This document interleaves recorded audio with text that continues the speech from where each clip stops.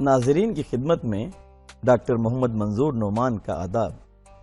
پھر دوستی کی بزم سجاؤ کے عید ہے، پھر دوستی کی بزم سجاؤ کے عید ہے، اخلاص کے چراغ جلاؤ کے عید ہے۔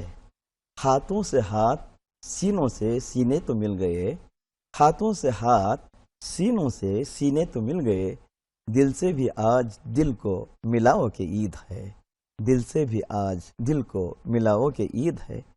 یقیناً ناظرین، عید ہمارے لیے خوشی کا پیغام لاتی ہے، مسرت کا انعام لاتی ہے، اس لیے کہ اللہ تعالیٰ عید کے دن روزہ داروں کی مغفرت کا اعلان فرماتے ہیں۔ ہاں ناظرین، رمضان کا مہینہ ہم نے دیکھا جو برکتوں کا، رحمتوں کا، مغفرتوں کا، عنایتوں کا اور نیکیوں کا بہار کا موسم تھا۔ یہاں پر عجیب فضائیں تھیں، مسجد کے باہر بھی، مسجد کے اندر بھی۔ مسجد کے ممبر و محراب سے قرآن شریف کی تلاوت کی صدائیں ہم نے سنی، اور باہر بھی افطار کے مناظر اور سحری کے اوقات میں بھی عجیب مناظر ہم نے دیکھے۔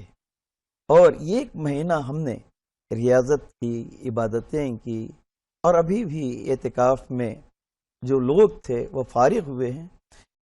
اللہ تعالیٰ ہماری بخشش کا سامان اس مہینے میں فراہم کر دیا، اور رمضان قرآن کا بھی مہینہ تھا، اور تلاوتیں ہر گھر سے ہو رہی تھیں، اور ہر فرد تلاوت کو اپنا مشغلہ بنا لیا تھا، اور باعث برکت اور سعادت سمجھ رہا تھا۔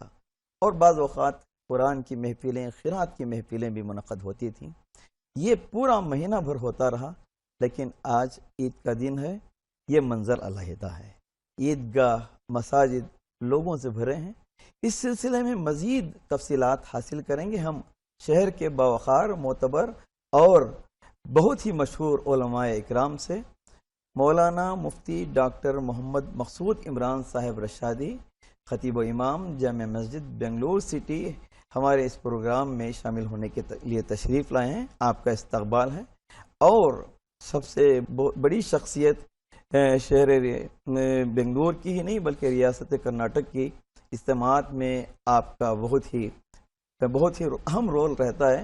مولانا مفتی محمد اسلم صاحب رشادی دامت برکاتہم، محتمم غیاث الہدا بنگلور، آپ کا بھی اس پروگرام میں استقبال ہے۔ میں مفتی اسلم صاحب آپ سے مخاطب ہوں۔ ابھی رمضان گزرا، اب عید کا دن ہے، آج عید ہم منا رہے ہیں، تو عید کس طرح منائیں، اس سلسلے میں آپ کچھ اظہار فرمائیں۔ بسم اللہ الرحمن الرحیم، نحمدہ ونصلی علی رسولہ الکریم، اما بعد، فاعوذ باللہ من الشیطان الرجیم، بسم اللہ الرحمن الرحیم، قد افلح من تزکی وذکر اسم ربہ فصلی، بل تؤثرون الحیاة الدنیا والآخرۃ خیر وابقی، وقال النبی صلی اللہ علیہ وسلم للصائم فرحتان، فرحۃ عند فطرہ وفرحۃ عند لقاء ربہ۔ اللہ جل شانہ نے قرآن پاک میں خاص طور سے عید کے متعلق ارشاد فرمایا ہے کہ قد افلح من تزکی وذکر اسم ربہ فصلی۔ رمضان کے پورے مہینے میں اپنے اندرون اور خاص طور سے دل پر لگے ہوئے میل کی صفائی کے لیے روزے کا ایک عمل اللہ تعالیٰ نے دیا ہے۔ اس روزے کے عمل سے آدمی اپنے جسم اور جسم کے اندر کی صفائی کے ساتھ ساتھ اپنی روح اور اپنے دل کو بھی پاک صاف کر لیتا ہے۔ تو اللہ تعالیٰ نے فرمایا کامیاب ہے وہ آدمی جو تزکی، اپنے اندرون کو پاک صاف کر لے۔ پھر اس کے بعد جب عید کا دن آئے تو آج کے دن ذکر اسم ربی، اللہ کا نام لے۔ جیسے صبح صبح مسلمان عیدگاہ کی طرف نکلتے ہوئے تسبیح پڑھتے ہوئے اللہ کی کبریائی بیان کرتے ہوئے چلے، اور پھر ماشاءاللہ نماز پڑھی، تو اللہ نے اس کا پورا تذکرہ کیا ہے قرآن پاک میں کہ صفائی کے بعد، دل اور جسم اور روح کو پاک کرنے کے بعد انسان اللہ کا نام لے، پھر اللہ کے لیے نماز پڑھے۔ اور اس کے ساتھ ساتھ علماء نے قد افلح من تزکا میں ایک اور معنی بھی بیان فرمائے کہ اللہ کے دیے ہوئے مال میں سے ضرورت مندوں پر صدقہ فطر کے طور پر کچھ مال خرچ کرے۔ بہت ہی خوشی کی بات ہے، رمضان بھر خطباء نے، علماء نے ترغیب دی اور مسلمانوں نے ایک لمبے عرصے سے، ہمارے بزرگوں نے رمضان ہی میں زکوٰۃ ادا کرنے کا معمول رکھا ہے، جس کی وجہ سے غریب پروری اور غریب مسلمانوں کی مدد ہوتی ہے۔ پھر اللہ کا بڑا احسان ہے، حضرت رسول اللہ صلی اللہ علیہ وسلم نے صدقہ فطر کا حکم دیا ہے کہ مسلمان مالدار ہی نہیں بلکہ ہر مسلمان عید کی خوشیوں میں فرحت مسرت کے جذبے کے ساتھ میں اپنوں کو، اپنے گھر کے بچوں کو، عورتوں کو سب لے کر شریک ہو سکے، غریب بھی پیچھے نہ رہ جائے، اس کے لیے صدقہ فطر مسلمان عید کے دن ادا کرتے ہیں، اور اللہ کا بڑا کرم ہے۔ تو اللہ جل شانہ نے رمضان میں ہمیں ایک دو درس دیے، اور اس درس کو عید کے دن ہم اور زیادہ اس پر گویا چلتے ہیں اور اس کو اپناتے ہیں۔ مولانا مفتی مقصود عمران صاحب، دراصل عید تو ہم مناتے ہیں، حضور صلی اللہ علیہ وسلم کے دور میں بھی منائی جاتی تھی، تو اس کا آغاز کہاں سے، اس کے تعلق سے آپ اظہار خیال فرمائیں۔ بسم اللہ الرحمن الرحیم۔ یقیناً ایک اچھی بات آپ نے ہمارے سامنے رکھی ہے کہ کیسے عید کا آغاز ہوا، کہاں سے ہوا۔ حضرت دامت برکاتہم نے ابھی قرآن مجید کی آیات سے عید کا مقصد بھی ذکر کیا کہ کس طرح ہماری عید ہونی ہے اور اپنے آپ کو پاک و صاف کرنا ہے۔ شاید آپ کو یاد ہوگا کہ جب تک آپ مکے میں تھے کوئی اس طرح کی عید کا رواج نہیں تھا، لیکن جب آپ مکے سے ہجرت فرما کر مدینۃ المنورہ تشریف لائے تو ماشاءاللہ مدینۃ المنورہ میں دیکھا کہ وہاں کے لوگ 2 روز خوشی مناتے تھے، ایک تھا نوروز والا دن اور ایک تھا مہرجان والا دن۔ تو اس دن لہو لعب، شراب میں، پھر جوے میں، پھر غیر غلط کاموں میں اپنا پورا وقت منا کے اور سمجھتے کہ ہم خوشی بٹوٹ رہے ہیں، خوشی حاصل کر رہے ہیں۔ اللہ کے رسول علیہ السلام نے جب اس سلسلے میں دریافت کیا تو ساری تفصیلات سامنے آئی، فرمایا یہ اسلام میں مطلوب نہیں ہے کہ اس طرح لہو لعب میں ہم پڑیں، غیر غلط کاموں میں ہم پڑیں، تو یہ مناسب نہیں ہے، بلکہ عید منانے کا طریقہ اللہ کے رسول علیہ السلام نے سکھایا کہ دیکھو آپ اچھا لباس زیب تن کرو، اس سے پہلے غسل کرنا ہے غسل کرو، پھر اس کے بعد میں اپنے گھر میں کھاؤ پلاؤ، سب پیو کھاؤ، یہ ساری چیزیں۔ لیکن یہ لہو لعب اور موج مستی کے نام پر پبوں میں جانا، ڈانس کرنا یا شراب کا پینا یا جوے کا کھیلنا، یہ ساری چیزیں اسلام میں منع کیا گیا ہے، اس کے استعمال کی قطعاً اجازت نہیں۔ آپ عید کے نام پہ بھی نہیں کر سکتے اور نہ کسی اور کام پہ۔ تو اس طرح اللہ کے رسول علیہ السلام نے صحابہ کے لیے 2 عیدیں دی، ایک ہے عید الفطر اور ایک ہے عید الاضحیٰ۔ عید کے معنی تو آتے ہیں خوشی کے، آپ خوشی منائیں، اور یہاں فطر ہے، چونکہ رمضان کا چاند جیسے ہی نظر آیا تو اب بندگان مومنین کے لیے حکم یہ تھا کہ آپ روزے رکھیں۔ اب عید کا چاند شوال کا نظر آیا، اب کوئی بزرگ آدمی یوں کہے کہ میں بڑا متقی ہوں، پرہیزگار ہوں اور بہت روزہ رکھنے کا شوقین ہوں اور ماشاءاللہ میں روزہ چھوڑنے والا نہیں ہوں، اس لیے میں عید کے دن بھی بڑا روزے کا اہتمام کرتا ہوں، میں کھاؤں گا نہیں، میں پیوں گا نہیں۔ میرے رب نے فرمایا یہاں فطر ضروری ہے، اور روزہ رکھنے کو حضرات علماء نے صاف طور پہ وضاحت کے ساتھ بیان کیا ہے کہ حرام ہے، روزہ اس دن رکھا نہیں جا سکتا، کہ آپ اپنے آپ کو جتنا بھی متقی بنا لیں۔ اصل یہی ہے اسلام میں کہ ہم مطیع و فرما بردار بندے بنے، ہم اطاعت گزار بندے بنے، یہ نہیں ہے کہ ہم اپنی مرضی سے جئیں، نہیں، اللہ رب ذوالجلال کی مرضی کے مطابق ہم زندگی گزارنے والے بنیں گے۔ یہ اصل مقصد ہے اسلام کا کہ ہم مطیع بھی بنے، فرما بردار بھی بنے، اطاعت گزار بھی بنے، جیسا اللہ نے فرمایا وَأَطِیعُوا اللَّهَ وَأَطِیعُوا الرَّسُولَ وَأُولِي الْأَمْرِ مِنْکُمْ۔ جی بہت اچھی بات ہے۔ یقیناً نماز 4 رکعت فرض ہے تو 4 رکعت ہی پڑھنی ہے، 5 رکعت نہیں پڑھی جا سکتی، ایک اور رکعت اضافہ کر لیں گے، 2 رکعت اضافہ کر لیں گے، ثواب میں اضافہ ہو جائے گا۔ احکامات جیسے بیان کیے جاتے ہیں ویسا ہی عمل۔ تو مولانا اس سلسلے میں آپ عید تو مناتے ہیں، جیسا کہ میں نے اشعار کے ذریعے میں بھی جی، کے ذریعے بہت بھی خوب، بیان جی۔ کیا تھا. ہمارے ہاتھوں سے ہاتھ ملتے ہیں، سینے سے سینہ ملتا ہے، لیکن دل سے دل کم ملتا ہے. جی جی.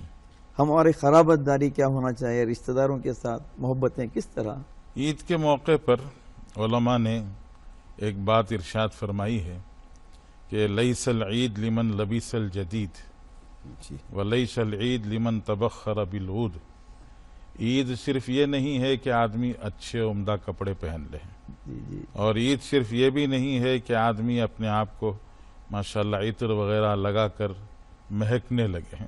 جی جی جیسے میں نے ابھی عرض کیا کہ رمضان پورا ایک اللہ نے دل کی صفائی کا موقع دیا ہے. اللہ تعالیٰ نے دلوں کو پاک صاف کرنے کا موقع دیا ہے. جیسے ہمارے ہاں نماز سے پہلے وضو ہے، رمضان کے بعد فوراً حج کے ایام شروع ہو جاتے ہیں. تو اس طرح گویا رمضان حج کا وضو ہے جی کیا بات جی، ہے، کیا بات ہے. کہ دل صاف ہو جائے، اللہ کے سامنے اللہ کے گھر پہنچنا ہے. تو دلوں کی صفائی میں سب سے بڑی چیز آپس میں تعلقات کی استواری، مسلمانوں کا آپس میں رشتہ اچھا رہے. جی خاص طور سے اللہ نے حقوق بیان کیے ہیں. قرآن میں 5 جگہ پر اللہ نے اپنے حق کے بعد ماں باپ کا حق ذکر کیا ہے. وَبِالْوَالِدَيْنِ احسانا، جی 5 دفعہ جی اپنے حق کے ساتھ ذکر کیا. اور پھر خاص طور سے اللہ جل شانہ نے رشتہ داروں کے حقوق ادا کرنے کا ذکر کیا. ایک آیت ہر جمعہ کے خطبے میں پڑھی جاتی ہے، ان اللہ یأمر بالعدل والاحسان وایتاء ذی القربى. جی کہ جی اللہ نے اس میں خاص طور سے چھوٹے سے جملے میں پورے معانی کو، جیسے کوزے کو سمندر میں بھر دیا. جی ایسے اللہ تعالیٰ نے انصاف کا، عدل اور احسان کا، اور خاص طور سے رشتہ داروں کے ساتھ حسن سلوک کا جی اللہ نے تذکرہ کیا ہے. اور علماء نے بتایا ہے کہ آپ صدقہ دے رہے ہیں، زکوٰۃ دے رہے ہیں، آپ صدقہ اور زکوٰۃ رشتہ داروں سے شروع کریں. کیا اس بات میں ہے. ہاں دوہرا اجر ہے. جی زکوٰۃ کی ادائیگی کا بھی اجر ہے، صدقہ فطر کی ادائیگی کا بھی اجر ہے، اور اس کے ساتھ ساتھ صلہ رحمی کا بھی اجر ہے. کیا بات ہے. جی کہ صلہ رحمی بھی ہو رہی ہے، آپ کے رشتہ داروں کا حق بھی ادا ہو رہا ہے. تو اس طرح رمضان تو اللہ جل شانہ نے گویا غم خاری کا مہینہ بنایا تاکہ پورے سال کے لیے ایک غم خاری کا جذبہ ہم سب کے اندر پیدا ہو. وہ احساس جیسے پیدا کسی ہو. شاعر نے کہا جی اللہ درد دل کے واسطے پیدا کیا انسان کو، ورنہ طاعت کے لیے کچھ کم نہ تھے کروبیاں. کیا بات ہے. مفتی صاحب، ہمارے جو اسلاف تھے، خاص طور پر سے حضرت عمر رضی اللہ تعالیٰ عنہ کے بن عبدالعزیز رحمۃ اللہ علیہ کے تعلق سے، کہ بہت ہی سادگی کے ساتھ عید مناتے تھے. تو اس کے سلسلے میں آج شاید وہ آپ یہ سننا چاہتے ہیں، اور ہم قوم کو بھی یہ پیغام دینا چاہیں گے کہ عید کا ہی موقع تھا.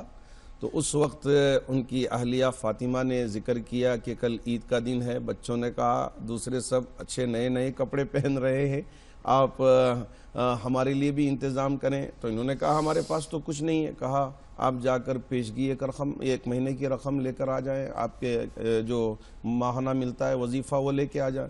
تو حضرت گئے. اب وہاں ان کے کیشیئر تھے مزاحم صاحب، حضرت مزاحم صاحب رحمۃ اللہ علیہ تھے. تو حضرت نے ذکر کیا کل عید کا دن ہے، اس وجہ سے میں چاہتا ہوں کہ 1 ماہ پیشگی رقم مجھے دے دیں تاکہ میں اپنے بچوں کے لیے عید کے کپڑے خریدوں. تو حضرت نے پوچھا اچھا ٹھیک ہے، بہت اچھی بات ہے، آپ لکھ کر دے دیں کہ 1 ماہ آپ زندہ رہیں گے اور پورا کام کریں گے، اس کی تنخواہ میں آپ کو دے دوں. تو اللہ اکبر. حضرت نے فرمایا کہ میں یہ کہاں سے لکھ کر دے سکتا ہوں، یہ میرے لیے کوئی گارنٹی نہیں ہے. ارے میں آگے کا لمحہ جیوں نہیں جیوں یہ مجھے پتہ نہیں ہے، تو میں کیسے لکھ کر دے سکتا ہوں. یہ بزرگوں کی بات ہے، بڑی بات ہے. اور کہا کہ اب واپس آئے. بیوی نے پوچھا کہاں ہے رقم؟ کہا میں نہیں لا سکتا، اس لیے کہ میں میرے بچوں کو حرام کمائی کے ذریعے حرام لباس پہنا کر جہنم میں پہنچانے کا کام نہیں کر سکتا. حرام لباس پہنا کے یہ ہمیں سمجھنا ہے کہ ہماری عورتیں بھی، ہمارے بچے بھی، کہ ماں باپ پر اتنا زور نہ ڈالیں کہ وہ حرام لا کے ہمیں کھلا کے جہنم کا لقمہ بنا کے کھلا دیں. نہ، حلال کھلائیں اور حلال کپڑے پہنائیں. تو یہ مقصد ہے اس عید کا کہ ہم جہاں عید کی خوشیوں کو دوبالا کرنے میں لگے ہیں، وہاں ظلم سے مال نہ حاصل کریں، غلط طریقے سے مال حاصل نہ کریں، پاک مال حاصل کر کے آپ اچھی زندگی گزاریں. اگر نہیں ہے تو جیسے حضرت کی بچیاں، حضرت عمر بن عبدالعزیز کی بچیاں منہ پہ کپڑا رکھ کر تھیں.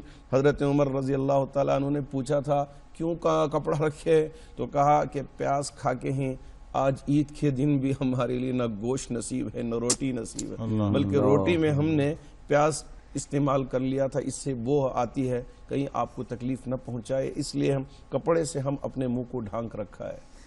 تو اس طرح ہمارے عید منانا چاہیے. ہمارے اسلاف نے ایک اچھی زندہ مثال پیش کی تھی، تو ہمیں بھی اسی طرح حلال مال کا استعمال کر کے اپنی عیدوں کو اچھی منائیں، اچھا رہیں. مفتی اسلم صاحب، جی رمضان کا مہینہ تربیت کا مہینہ، جیسا کہ آپ نے ذکر کیا، جی ظاہر کو بھی ہم پاک کرتے رہے، باطن بھی ہمارا سنورتا رہا، باطن کی خوشبو بھی ہم محسوس کرتے رہے. جی جی ہمارا دل جو رمضان سے پہلے تھا اس کی کیفیت بدلی اور بدلتے ہی گئی. آخری عشرے میں تو بالکل ہم نے اپنے دل کو بدلا ہوا پایا. جی جی تو یہ تربیت اللہ تعالیٰ نے ہم کو عطا کی. تو اس تربیت کے بعد جو 11 مہینے آتے ہیں تو ہم کو کس طرح گزارنا ہے؟ رمضان نے 2 چیزیں خاص طور سے ہمیں سبق کے طور پر دی ہیں. جی ایک ہے رمضان تقوی کا مہینہ ہے. جی اور الحمدللہ رمضان میں ایک مسلمان کے اندر تقوی آ جاتا ہے. جی جی تنہائی میں اکیلے میں کہیں بیٹھ کر کھا لے پی لے کون دیکھ رہا ہے؟ جی لیکن کوئی کھاتا پیتا نہیں، اور یہ یقین اسے رہتا ہے کہ کوئی اور دیکھے نہ دیکھے، میرا اللہ تو مجھے دیکھ رہا ہے. اللہ بہت بڑی بات. یہی تو تقوی ہے. جی جی اسی کو تو کہتے ہیں اللہ کا ڈر، اللہ کا خوف. تو رمضان میں تو یہ تقوی آ جاتا ہے. جی تو اس تقوی کو پورے سال تک پھیلا لینا ہے کہ ہم اس تقوی کے ساتھ ہی سال بھر گزارنے والے بن جائیں. آمین. اور دوسری چیز، جیسے ہمارے تمام مسلمانوں نے رمضان کے مہینے میں دیکھا کہ تراویح میں قرآن پڑھا گیا، جی اور رمضان کی 27ویں شب میں تراویح کا ایک قرآن جو رمضان کی پہلی شب میں شروع ہوا تھا وہ مکمل ہوا. لیکن 20ویں رکعت میں حافظ صاحب نے اگلا بھی ایک قرآن شروع کر دیا.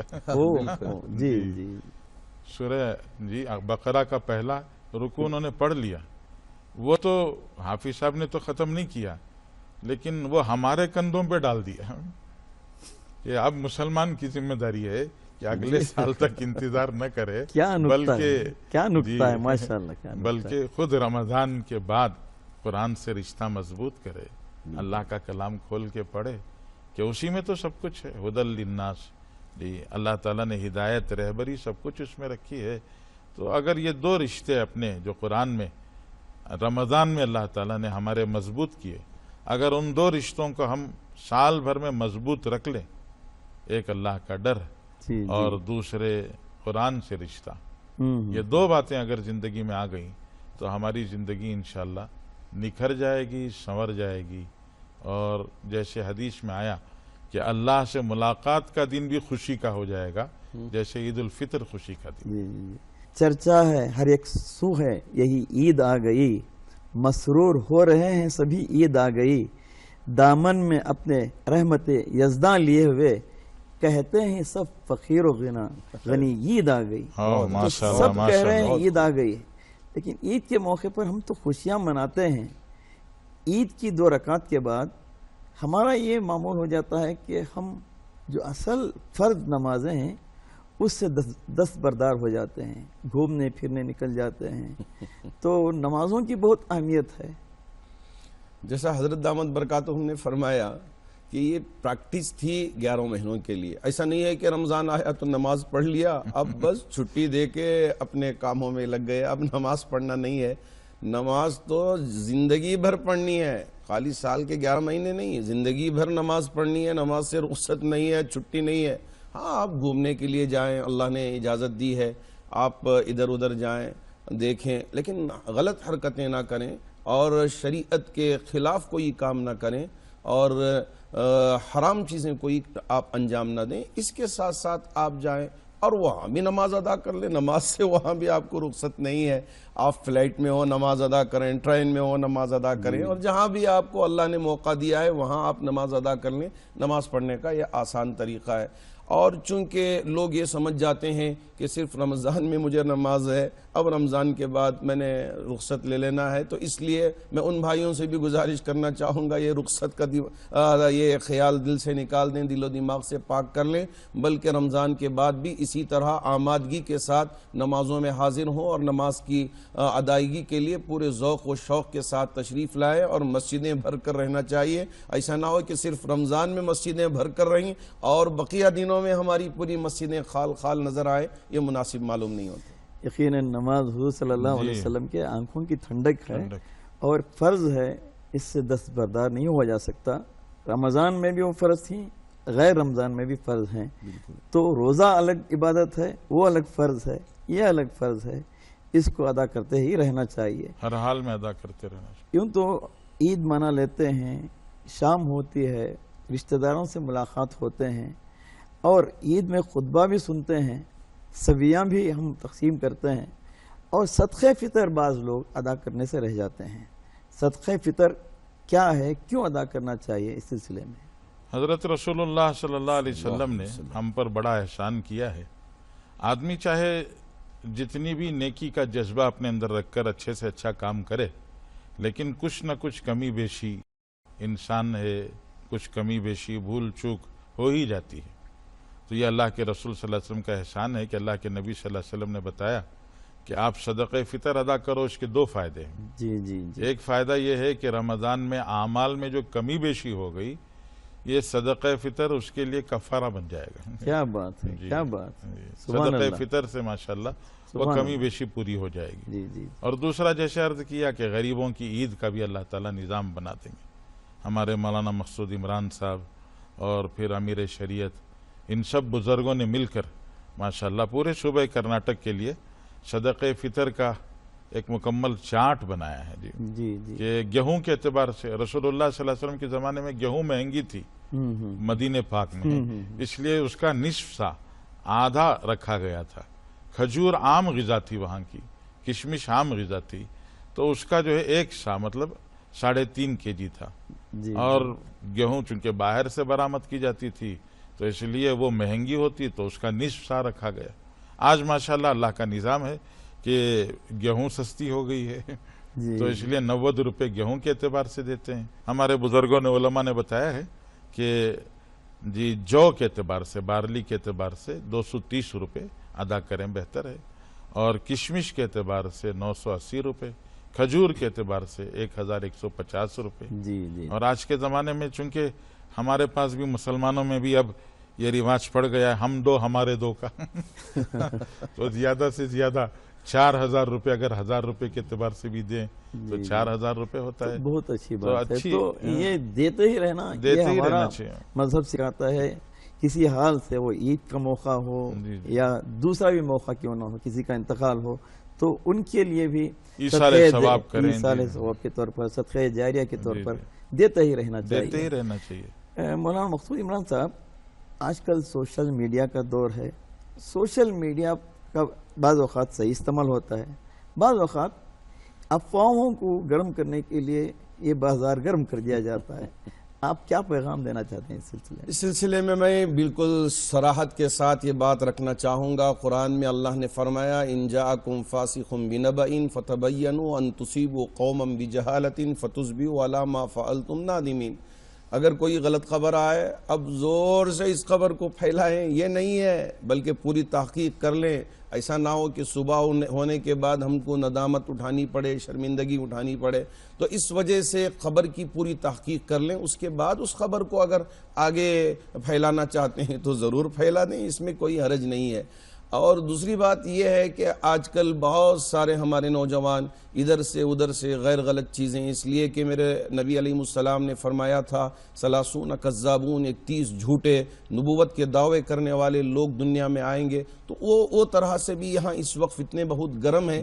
تو ایسی صورت میں امت کو چاہیے کہ جو اپنے خاص علماء ہیں ان سے اس سلسلے میں رائے مشورے کرنے کے بعد بھی اگر کوئی دینی بات ہو تو اس کو آگے بڑھانے کی فکر فرمائے، ورنہ آپ کو اگر معلوم نہیں ہے تو اسے اپنے پاس رکھ کر یا تو ڈیلیٹ کر دیں یا خاموش رہ جائیں، اسی میں عافیت ہے۔ اور ایسے ہی بہت سارے فتنے گردش کرتے رہتے ہیں کہ وہاں وہ ہو گیا، یہاں یہ ہو گیا، اب اس کی کوئی تحقیق نہیں ہوتی، اب دیکھا دیکھی سب بھیج رہے ہیں، یہ صاحب بھی بڑے زور سے بھیجتے ہیں اور سمجھتے ہیں کہ میں نے بڑا حق ادا کر دیا ہے، اور اس سے فتنے بڑھ جاتے ہیں۔ تو میں یہ گزارش کرنا چاہوں گا ہمارے نوجوان پیڑھی سے، جس میں لڑکے بھی ہیں اور ہماری بچیاں بھی ہیں، اور بچیاں بھی بہت تیزی سے پھیلاتی ہیں، تو ان سے بھی میں گزارش کرنا چاہوں گا کہ اس طرح کے کوئی میسیجز فارورڈ نہ کریں کہ جس کی وجہ سے انتشار ہو سکتا ہے یا غلط فہمیاں پیدا ہو سکتی ہیں۔ عید کا پیغام مختصر آپ۔ عید کا پیغام یہی ہے کہ ہر مسلمان جیسے رمضان میں اپنے دل کو پاک صاف کیا، دل کی پاکی صفائی کے ساتھ میں اپنی زندگی کو گزاریں۔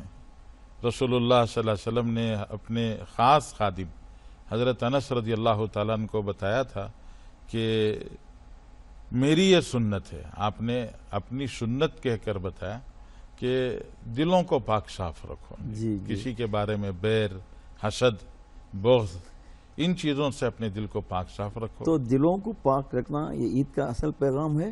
آپ اس سلسلے میں مزید وضاحت فرمائیں، اس لیے کہ عید کے موقع پر غیر غلط حرکتیں بھی ہو جاتی ہیں۔ اور اس کے ساتھ ساتھ میں یہ بھی کہنا چاہوں گا، حضرت دامت برکاتہ نے بہت صاف کم الفاظ میں یوں سمجھیے کہ کوزے میں سمندر کو سمو دیا ہے، اس طرح کی بات آپ نے پیش فرمائی ہے۔ اور میں یہ کہنا چاہوں گا، یہ عید کا موقع ہے تو جیسا آپ اپنے رشتہ داروں سے ملتے ہیں اور ان کو تحفے تحائف دیتے ہیں، اسی طرح ہمارے ڈپارٹمنٹ کے بہت سارے لوگ امن و امان کو بحال رکھنے کے لیے ڈیوٹی کرتے ہیں اور اپنے آفیسز کے اندر رہتے ہیں اور پڑوس میں بھی رہتے ہیں، تو ان غیر مسلم بھائیوں کو بھی اپنی عید میں شامل کرتے ہوئے ان کو ایک پانی کا بوتل پیش کر دیں یا جو بھی ہدیہ ہو وہ جا کر دیں۔ اور اسی طرح ہاسپٹل میں بھی بہت سارے غیر مسلم بھائی اپنا علاج معالجہ کرا رہے ہیں، جب جہاں آپ عید منا رہے ہیں وہیں ان کے رشتہ دار وہاں رہتے ہوں تو آپ ان کے لیے بھی جا کے ایک تھوڑا سا ہدیہ دے دیں نا، اس سے آپ کی عید دوبالا ہو جائے گی اور خوشی بانٹنے میں آپ کامیاب ہو جائیں گے۔ اس وجہ سے میں گزارش کرنا چاہوں گا ہمارے نوجوانوں سے کہ آپ عید کا ایک چھوٹا سا گفٹ تیار کریں اور اس گفٹ کو ہمارے غیر مسلم بھائیوں میں بھی تقسیم کریں تاکہ یہ نفرتیں، عداوتیں، دشمنیاں دور ہو جائیں اور ہمارے ملک کے تمام باشندے محبت کے ساتھ رہیں، جئیں اور امن و امان کے ساتھ زندگی گزر بسر کریں۔ اللہ سب کے لیے امن و امان کے فیصلے فرما دے۔ آمین آمین۔ بہت عمدہ باتیں، بہت اچھا پیغام۔ ایک تو ہمارا اندر بھی پاک ہو اور ہمارا ظاہر بھی پاک ہو اور ہم دوسروں کا بھی خیال کریں۔ ہم جس لوکالٹی میں رہتے ہیں، جس سوسائٹی میں رہتے ہیں، ہم بھی ہیں۔ ہندوستان تو ایسا ہی ملک ہے جہاں جسے گلدستہ کہتے ہیں، جیسا کہ یہاں بہت سارے پھول ہیں، مختلف رنگ کے پھول ہیں، تو اسی طرح یہاں مختلف مذاہب کے لوگ رہتے ہیں اور ان کے درمیان باہمی ربط اور محبتیں، مودتیں ملک کی ترقی کا ضامن ہیں۔ مولانا آپ تشریف لائیں، آپ مفتیان ہیں، بہت ہی عمدہ باتیں، نفیس باتیں اور کارآمد باتیں، کارگر باتیں اور دلوں میں اترنے والی باتیں، دلوں کو چھو لینے والی باتیں آپ نے بیان فرمائی۔ میں دوردرشن کی جانب سے اور اپنے جانب سے آپ کا بصمیم قلب ممنون ہوں، مشکور ہوں، بہت بہت شکریہ۔